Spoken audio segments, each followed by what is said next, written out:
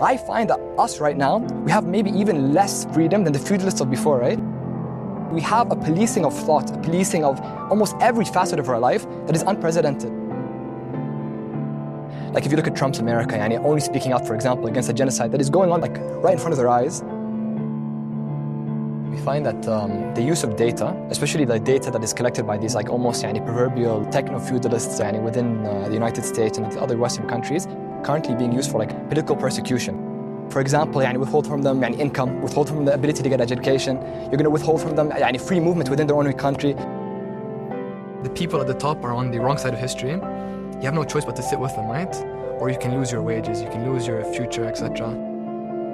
We're also seeing the increasing attacks on academia, on intellectuals, on freedom of speech. We have student visas that are being revoked, right, international visas, because certain students are not having stances that align with the status quo. It's a scary time to sort of speak your mind, especially when universities around the world are being antagonized. We're seeing that in the United States right now. What we confront is a tension between the price of these technologies, but also the promise.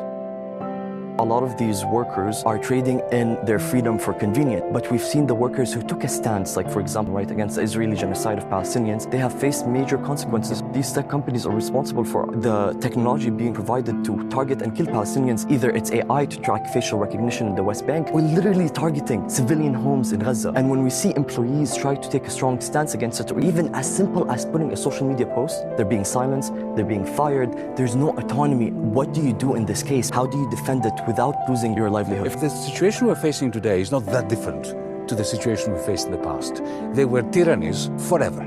And they were young people who had to make the ethical choice at some point, either to conform, either to adapt themselves to the tyrant's wishes in order to move up in the world, or to clash with the tyrant at the expense of even their life.